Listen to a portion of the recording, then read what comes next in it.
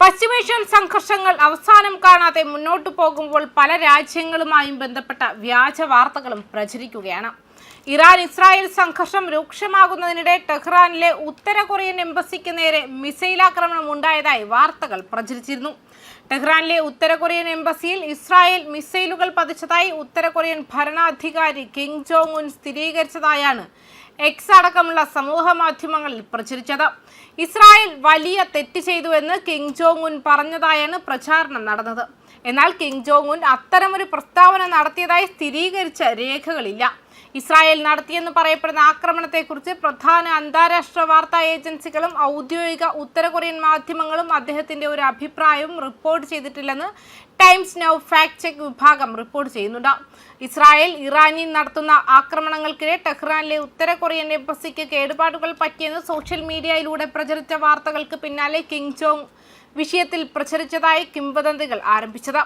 ഇറാന്റെ പുതിയ പരമോന്നത നേതാവായി മുജ്തബ ഖമേനിയെ തെരഞ്ഞെടുത്തതിനെ പിന്തുണച്ച് ഉത്തര കൊറിയ രംഗത്തെത്തിയിരുന്നു. ഇറാനിൽ പുതിയ പരമോന്നത നേതാവിനെ തിരഞ്ഞെടുത്തതിനെ അംഗീകരിക്കുന്നുവെന്നും പരമോന്നത നേതാവിനെ തിരഞ്ഞെടുക്കാനുള്ള ഇറാനിയൻ ജനതയുടെ അവകാശങ്ങളെയും തിരഞ്ഞെടുപ്പിനെയും ബഹുമാനിക്കുന്നതായും ഉത്തര കൊറിയൻ വിദേശകാര്യ മന്ത്രാലയ വക്താവ് അറിയിച്ചതായി ഔദ്യോഗിക വാർത്താ ഏജൻസിയായ KCNA റിപ്പോർട്ട് ചെയ്തിരുന്നു. ഇറാനെതിരെ US-ഉം ഇസ്രായേലും നടത്തുന്ന ആക്രമണങ്ങളെയും ഉത്തര കൊറിയ കുറ്റപ്പെടുത്തി.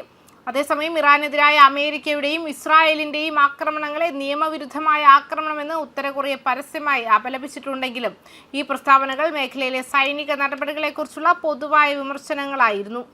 ഏതെങ്കിലും പ്രത്യേക എംബസി ആക്രമണത്തോടുള്ള പ്രതികരണമായിരുന്നില്ല. ഉത്തര കൊറിയൻ വിദേശകാര്യ മന്ത്രാലയ വക്താവ് പറഞ്ഞു.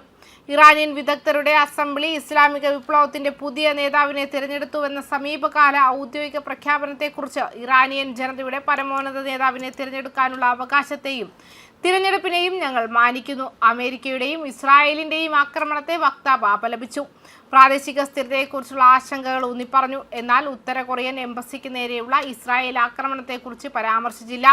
സംഘർഷങ്ങൾക്കിടെ അനിശ്ചിതത്വം, ഭയം, സോഷ്യൽ മീഡിയയുടെ വേഗത എന്നിവ കാരണം തെറ്റായ വിവരങ്ങൾ പലപ്പോഴും വേഗത്തിൽ പടരുന്നു. അതുപോലെ എംബസിക്ക് നേരെയുള്ള ആക്രമണത്തെക്കുറിച്ച് കിം ജോങ് ഉൻ പരസ്യ പ്രസ്താവനയൊന്നും നടത്തിയിട്ടില്ല.